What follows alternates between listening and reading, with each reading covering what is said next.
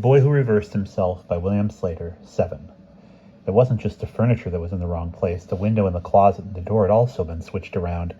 I got up and leaned unsteadily over the bookcase. All the titles and the spines were in mirror writing.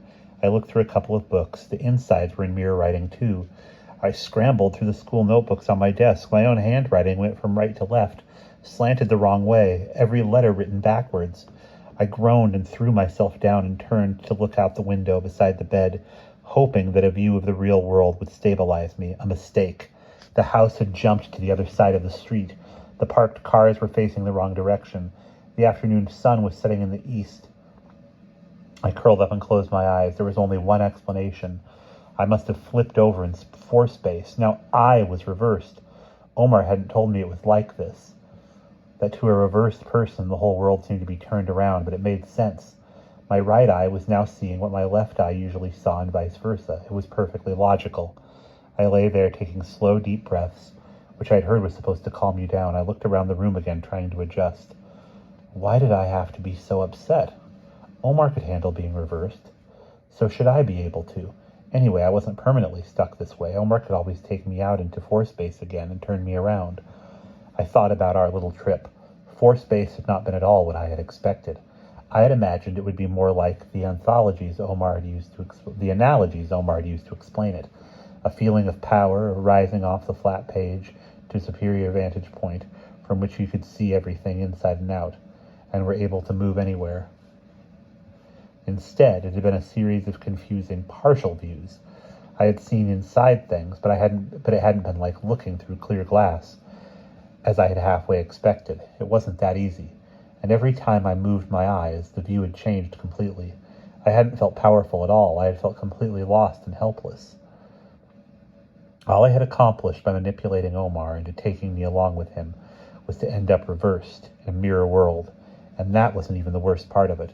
There was the force-based creature we had seen, blobbing and separating and fusing, more horrible than any nightmare because it wasn't a dream, it was real. There were creatures like that all around us, apparently, and they didn't seem to be locked away from us in some fantasy land or separated by any kind of magic barrier wall. They were here, even though we couldn't see them, and they had complete access to our world. We were like flat creatures on a piece of paper to them, living in houses that were nothing but line drawings. They could see inside us and inside our buildings. Whenever they felt like it, they could reach down and pluck us right off the page. I was sweating. I wanted to scream. How could I go on for another minute knowing about them? Keep calm, I whispered, and took a deep breath. After all, Omar knew about them too, and Omar went on living, in a somewhat normal way, from day to day. They had never done anything to him, and I had never heard of them invading our world. I had to keep remembering that. It was the only way to deal with it. Meanwhile, I had to learn how to negotiate around a mirror world, at least until tomorrow when Omar could reverse me again. And I had to start now. It was probably almost time for supper. I looked at the clock. It was backwards, but since it said 6 o'clock, I could read it. I found the door and went out into the hall. I opened the bathroom door, but it was the closet. The bathroom moved across the hall. I went in and stood against the door and looked carefully around the room, getting my bearings so I wouldn't make any more dumb mistakes. Then I walked directly to the sink. It was comforting to see the H on the hot water tap. I tried to turn on the other tap. It seemed to be stuck. Then I turned it the wrong way, and it worked. I splashed cold water on my face, looking in the mirror. The reflection was so startling that I didn't notice how funny the water smelled. The room in the mirror was the familiar bathroom I had known before in the real world. I automatically reached for the cup, but it was on the wrong side of the sink. My right hand was on my left side now, meaning that I was left-handed. I found the cup and filled it awkwardly. What was I going to do at supper? If I tried to eat with my knife and fork in the wrong hands, I would be so clumsy that Mom and Dad would notice something was the matter. I would probably draw less attention to myself by eating the way that felt natural to me, which would be the opposite of the way I usually ate. And if anybody did notice it, I could just say I was practicing to be ambidextrous. I lifted the cup and took a big gulp. Then I was choking and spitting it out. The liquid in the cup tasted like leftover tuna fish salad. The water supply must be contaminated. I kept spitting, trying to get rid of the unexpected taste, hoping I hadn't swallowed any. Then I wiped my mouth on a towel and started for the door. I had to warn Mom and Dad, but I had forgotten to go the wrong way and ended up almost falling into the bathtub. And as I did so, I was struck by the puzzling remark Omar had made earlier. I had offered him a cookie, and he had said, "Oh, no, it wouldn't taste good this way." Omar had been reversed when he said that. Was that what he had meant by this way? And was he saying, then, that everything tastes different to a person who is reversed? I stood beside the bathtub and tried to think logically. I felt my heart beating on the right side of my chest. I knew that it wasn't just the outside that was reversed. Everything inside me was reversed too. That included all the molecules in my body, such as the molecules in my taste buds and digestive fluids. For instance, meaning that my body's point of view, any substance I put into it, would be treated as the reverse of itself. I couldn't remember whether water molecules were symmetrical or not, but even if they were, I knew that drinking water was full of lots of other chemicals, purifiers that were probably not symmetrical at all, meaning that my body would treat them as foreign substances. And probably all foods had asymmetrical molecules in them. Everything would taste wrong to me. I didn't have to worry about which hand to eat with. As long as I was turned around, I didn't dare to eat. Despite my queasiness of only moments before, I was suddenly ravenous. Now that I knew I couldn't eat, my body perversely demanded to be fed. I hadn't had much lunch today, I remembered, and hardly any breakfast. I was so hungry I couldn't stand it. I'd starve if I couldn't eat until tomorrow. There was only one thing to do, and I didn't have much time before supper. I hoped no one would try to stop me. I left the bathroom, thinking carefully. I turned the wrong way and reached the stairs at the end of the hall. Down the stairs into a reversed living room where backwards Dad was reading a newspaper printed in mirror writing. I tried to move quietly so he wouldn't notice me. Despite the loathsome stenches of food Mom was concocting in the kitchen, I was getting hungrier by the minute. I kept my eyes fixed on the front door so I wouldn't accidentally go the right way and get delayed. I reached the door and fumbled with the lock. "Laura!" Mom stepped out of the kitchen. "Oh, there you are. Better set the table. We're almost ready to eat." But I was too rattled now to even think about setting the table backwards. And how long would it take Mom to notice that I was reversed? She knew my face better than anyone. "Okay, I will in a minute, but first I have to go outside and get something." "You have to go out right before supper?" Mom stepped closer and stared at me, frowning. "Is something wrong?" "What do you mean you have to get something?" The math assignment. I have to get it from Omar." I struggled with the door, but couldn't seem to make it work. "Can't it wait?" Mom peered at my face. "You don't look so hot, Laura." I'd look worse if I had to sit there and eat her disgusting reversed food in front of them. "I have to get it before they eat. They go to bed early."